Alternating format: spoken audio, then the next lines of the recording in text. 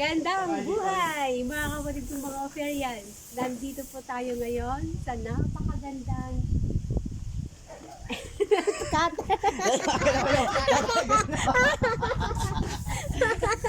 Sorry. It's okay bro, no problem. Ganun talaga. Magandang buhay, mga kapatid kong mga Oferians, sa napakagandang umagang ito. Na andito po tayo ngayon sa kitchen na kung saan napakaganda po ang kitchen na ito.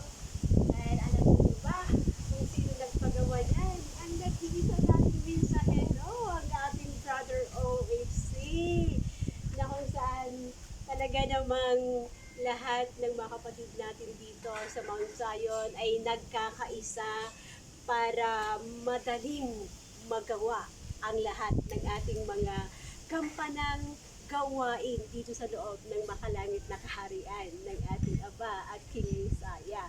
So ngayon mga kapatid ko, papasok po tayo dito sa loob ng kitchen para makita natin kung gaano pa ulit kaganda ang ang pinagawa ng ating nag-iisang mensahero ng Oferian Heritage Conservatory. Alright mga kapatid, be blessed.